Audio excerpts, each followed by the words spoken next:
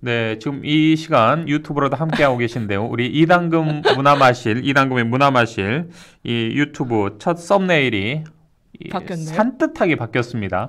이당금 앵커님 같습니다. 안녕하세요. 제가 좀 부재중일 때 한 번씩 진행도 해주십시오. 영광입니다.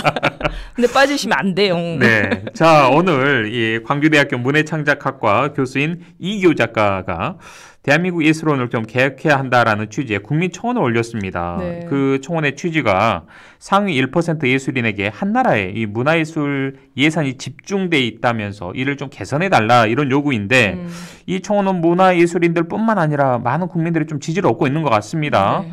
이것이 뭐 불투명한 운영 방식도 그동안 좀 문제가 되어 왔다고 하는데 어떤 문제점이 있는지 우리 이 푸른 연극마을 이당금 대표님과 함께 자세히 좀 들여다보겠습니다. 안녕하세요. 자, 인사는 했으니까. 네. 네. 오늘도 어김없이 760번 버스에 최윤철 베드로님께서 예, 함께 또 응원하고 계십니다. 예, 네, 빵톡을 통해서 좀 응원 문자 주셨고요. 자, 대표님. 네. 한 달 전에 올라온 이 청원인데 대한민국 예술원 이야기를 좀 해보죠. 네. 먼저 대한민국 예술원 어떤 기관입니까? 대한민국 학술원은 제가 들어봤거든요. 네, 예술원이 또 있죠. 음. 학문과 예술의 자유를 보장하고 예술가의 지위를 향상시키기 위해서 제정 공포된 문화보호법에 의한 예술원이 오늘 우리나라에서 정식으로 발족됨을 선언한다. 예. 대한민국 헌법에 의해서 보장된 예술의 자유를 수호 발전시킬 의무와 법률에 의해 명시된 예술가의 대표 기관으로 우리는 예술을 통하여 영혼과 이념과 영광을 창조하는 위대한 과업에 모든 예술가들과 협력할 것을 선언한다. 네. 1954년 7월 17일 예술원 창립 선언문. 네. 꽤 오래됐군요. 네, 54년. 1952년 사실은 이제 문화보호법을 공포하면서 법률 제248조에 기조했고요. 1954년 1월 24일 대통령령 제864조로 제정된 68년이나 된 문화체육관광부 소속의 특수예우기관이라고 합니다.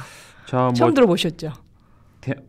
말씀드렸잖아요. 네네. 예술원. 대한민국 학술원은 좀 많이 네. 들어봤는데 예술원은 솔직히 고백하자면 처음. 저도 사실은 너무 낯설고 그냥 예술원이라 그래서 됐군요. 그냥 그 거의 70년 된 기관이네요. 네, 국가기관. 그렇습니다. 네네.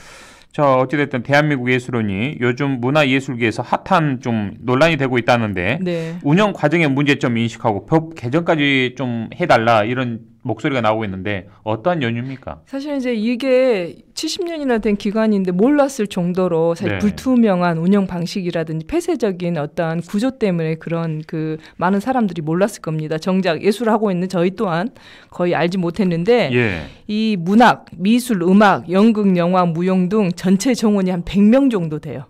전체 정원이 100명이고 70년 역사인데 그 회원은 100명가량밖에 안 된다. 100명이 정원제인데 예. 거기에 지금 92명이 예술 회원으로 등록이 되어 있는 대한민국 예술원입니다. 예. 그래서 지금 소설가 이기호 작가가 이제 문해지 그 악스트라는 문해지에 예술원에 드리는 보고서라는 레포트 형식의 소설을 그 발표를 하면서 대한민국 예술원을 비판을 했고 거기에 뜨거운 논란이 되기 시작하면서 우리가 이제 대한민국 예술원에 대해서 우리가 한번 알아보자. 많은 사람들이 그리고 저도 비롯해서 이게 원로 예술인들의 모임이나 좀 그런 오래된 기관인가 보다. 모임은 아닌 것 같아요 보니까. 이거 법률로 제정됐고 그러니까요. 대통령으로 국가기관이잖아요. 어찌 보면. 국가기관은 아니고 문화체육관광부 소속의 국가기관 정도가 될 수 있겠죠. 법률에 정해져 있으니까요. 네. 자, 이기호 작가가 대한민국 예술원의 이 문제에 주목하게 된 계기가 있을 듯 싶은데요. 사실 이기호 작가는 굉장히 유명한 소설가이세요. 그 지금 광주대학교 문창과에서 소설을 가르치고 있는 교수로 재직하고 계시는데 1999년대 현대문학 단편 소설로 등단을 하셨고 또 아주 기발한 이야기꾼으로 그 많은 독자들에게 사랑을 받고 있는 작가이기도 하고요. 또 우리 광주대학교 문해창작학과 하면 상당히 좀 이 신춘문예를 해마다 이 서너 명씩 배출하는 이 문창과의 대표 주자 아닙니까? 네, 그리고 저는 이기호 작가님의 소설을 또 좋아하고 2009년도에 사과는 잘해요라는 아주 굉장히 재밌는 그 제목으로 소설 발표됐는데 그걸 읽으면서 되게 그 사회 부조리 또 얘기를 하시면서 인간에 대한 얘기를 했었고 최근에는 또 누구에게나 친절한 교회 오빠라는 또 친숙한 제목의 소설을 발표했는데 재밌더라고요. 그러다 보니까 이렇게 이제 작가님이 소설이 사실은 사회의 어떤 이야기를 담고 있는 부분들이 많이 있잖아요. 그리고 네. 또 학교에서 학생들을 가르치다 보니까 그렇죠. 학생들에게 꾸준한 관심 그리고 또 후배 작가들이 탄생하면서부터 탄생이 될 때 그런 후배 작가들에 대한 끊임없는 관심이 아마 이 문제를 깊숙이 들여다본 계기가 된 것 같아요. 네. 왜냐하면 이제 올해 초에 그 대부분의 그 후배 작가들이 저희가 1년이 되면 매년 연초에 되면 연극 분야든 예술 분야들이 문예사업 그 지원 신청을 하게 되는 기간이 있거든요. 네. 문학도 마찬가지예요. 문학도 올 초에 이제 후배 작가들이 문체부에서 그 아르코라고 하는 한국문화예술위원회에서 그 청년 지원 사업에 응모를 했는데 거의 대부분이 떨어졌다는 소식을 듣고 이 문학 관련 예산을 한번 살펴보았다고 합니다. 근데 문학 관련 예산이 아주 미비한 반면에 처음 들어본 낯선 대한민국 예술원에는 해마다 막대한 예산이 수립된다라는 걸 보고는 예. 깜짝 놀랐다라는 거죠. 예를 들어서 올해 2021년에 예산이 32억 6,400만 원이 대한민국 예술원에 예산으로 책정되어 있어요. 그렇군요. 그 시점에 반해서 지금 아르코에 사업을 신청했던 청년 예술가 지원 사업은 사실은 뭐 코로나로 인해서 많은 예술가들이 힘들어하고 있는 상황에서 청년 예술가들 지원 사업이 굉장히 많이 늘어났거든요. 네. 그 건수가 2,172건이에요. 2,172건인데 선정된 그 건수가 108건밖에 안 돼요. 예. 그만큼 코로나로 인해서 활동하기 힘든 예술가들이 늘어나고 있는 반면에 이 예산이 부족하다는 이유만으로 뭐 그 사업 심의가 늦어지기도 하고 예산이 부족해서 결국에는 많은 거의 2,100건에서 100건 정도밖에 안 되니까 2,000대 1인가요? 200대 1인가요? 그러네요. 그 정도밖에 안 되는 예술가들한테 예산이 책정이 됐는데 총 사업비 예산이 청년예술가 지원 사업이 9억 6천만 원밖에 안 돼요. 그런데 이 문학 쪽을 보니 그 108명 중에서 7명만 문학에 선발이 됐고 그 7명의 예산이 겨우 4천만 원이었대요. 그러니 그 작가가 도대체 이 부분이 왜 이렇게 한쪽으로 편중되고 대한민국 예술원이 어떤 기관인지 궁금해할 수밖에 없는 상황이잖아요. 그러다 보니까 거기에 좀 더 깊이 있게 관여해서 작품을 예산을 좀 들여다 보게 되었다라는 게 일단 첫 번째 관심을 이유고요. 갖게 된 이유이고요. 그래서 이제 그 대한민국 예술원 사업을 이렇게 보니까 두 가지 사업이 있는데 하나는 예술원 회원에 대한 정액수당 지급제하고 또 하나의 문제가 대한민국 예술원상에 대한 선정과 시상이 예술원 예산의 32억을 거의 다 차지하고 있다는 점이 가장 큰 문제점으로 지적을 하고 있는 거예요. 아, 그렇군요. 32억의 예산이 무슨 활동이라든지 뭐 사업이라든지 이런 게 아니라 프로그램을 위해서 쓰여지는 게 보다 물론 이제 그 예산을 읽긴 하겠습니다만. 네, 그런데 92명에 해당하는 회원들의 정액 수당이 수당과 그다음 예술원상의 시상금의 일부분이 거의 다 32억에 해당되는 금액이라는 거에 깜짝 놀랐다라는 거죠. 그렇다면 이제 정부의 예술원 지원 예산에 좀 편성의 문제점 어떤 게 있을까요? 특히 올해 같은 경우에는 지난번 작년보다 예산이 늘어가지고 1억 2천만 원이나 늘어서 32억 6천만 원인데 거기에 32억 6천만 원 중에 회원들 92명의 회원들이 매월 정액으로 180만 원을 수당을 받는 수당을 거예요. 받군요. 네. 이 정액 수당으로 받는데 이 정액 수당이 증빙 조건도 없고 그냥 지급을 하게 되는 거죠. 회원이라는 이유만으로.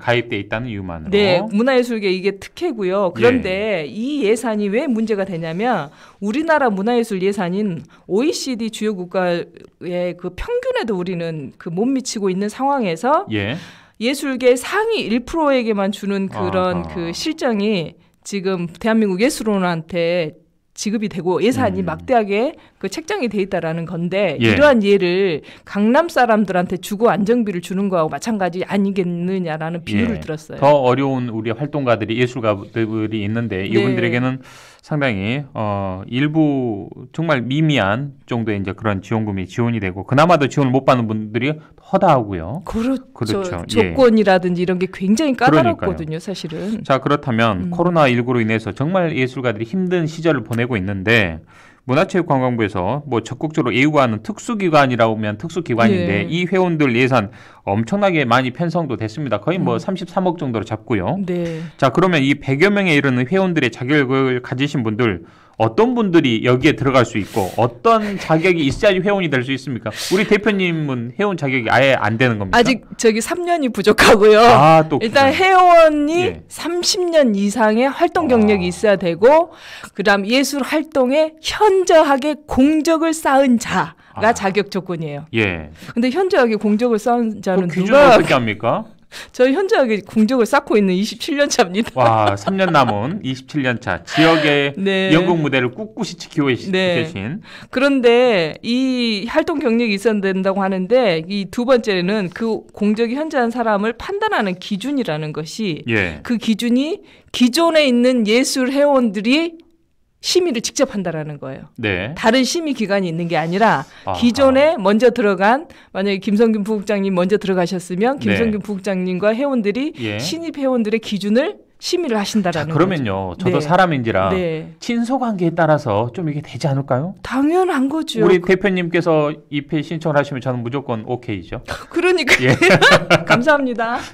뭐 이런 식 예를 들어서 이게 바로 가장 큰 문제점으로 일반 사람들도 그냥 그렇게 쉽게 인식할 수 있는 부분이잖아요. 그래서 어떤 기준이 명확하지 않으니까. 신입 회원들이 기존 예술 회원들에 의해서 선출이 되는데 각 분과별로 3분의 2 이상의 찬성표를 받아야 된다고 해요. 그러니까 아무리 시 잘 쓰고 소설 잘 쓰고 연극 잘해도 예술 회원과 회원이 친하지 않으면 회원이 될 수 없다라는 거죠. 이러한 회원들에게 또 매달 180만 원의 정액 수당을 지급한다는 거. 근데요, 이 회원들의 임기가 몇 년인지 아세요? 혹시 종신 아닙니까? 어떻게 하셨어요? 여쭤보시는 의도가 아마 종신제 깜짝 놀랐습니다. 회원이니까 돌아가실 때까지 한 번 해병되는 영원한 해병인 거예요. 2019년까지는 이 회원 임기제가 4년제에서 연임까지는 가능했지만 이번에 2020년도에 법이 개정이 되면서 종신회원제로 한 번 회원은 영원한 회원이다 라고 법을 개정을 해서 종신회원제를 만들어버린 거예요. 이야기하자면 돌아가실 때까지 매달 180여만 원의 수당을 받으신다. 그것도 큰 문제점이긴 하지만 사실은 지금 100명이 회원이 정원이라고 했잖아요. 그리고 92명이 회원으로 등록이 돼 있으니 8명밖에 없는 상황이에요. 나머지 그 티오라고 얘기하는 게 그럼 그 8명이 그 몇 년 동안에 8명이 들어가기 위해서 얼마나 치열하겠습니까? 그 문제가 너무나 심각한 상황에서 180만 원의 정액 수당이 되고 있는데 수당이 지급이 되고 있는데 이기호 작가님이 조사한 바에 의하면 이 예술원 회원들 중에 거의 대부분이 대학 교수라는 거 그리고 대학 교수 부부 사실 대학 교수 정년 퇴임하시면 명예교수, 석좌교수 막 이렇게 이름 있으면서 연금 나오잖아요. 연금이 사실은 뭐 200만 원도 아니고 300, 500이라고 저는 알고 있거든요. 그런데 그 연금에다가 정액제로 매달 180만 원에 아무 증빙 없이 무조건 지급을 하고 종신제로 지급을 한다고 하니 그러면 여기에 진입하기 위해서 얼마나 치열한 또 다른 어떤 과정들이 눈에 뻔히 보이는 상황이잖아요. 우리가 뭐 눈으로 보고 들은 건 아닙니다만 상식선에서 보면 참 어려운 그런 관문들이 많겠다 싶어요. 그런데 거기에 비하면 저처럼 지역에서 예술하는 사람들은 서울 회원들하고 전혀 일도 모르는데 제가 30년 됐다고 해서 이 회원 자격은 가질 수 있겠지만 현저한 공적에 있어서 어떻게 심의를 받을 것이며 그 판단은 어떻게 할 것이며 그 안에 8명이 들어가려면 하늘의 별 따기보다 더 어려운 상황인 것 같은데 좀 이 이야기를 좀 다음 주에도 약간 좀 이어서 했으면 좋겠습니다. 그럴까요? 오늘 좀 시간이 좀 제한이 돼서 끝으로 좀 이 한 말씀 간단하게 좀 해주신다면요. 지금 이 문제가 계속 국민들의 관심을 받고 있고 예술가들의 관심을 받고 있으니 다음 주 이야기하면서 조금 더 관심을 끌어내도록 하겠습니다. 알겠습니다. 오늘 말씀 여기까지 듣겠습니다. 지금까지 푸른 연극마을 이랑금 대표와 함께했습니다. 고맙습니다. 다음 주에 뵙겠습니다.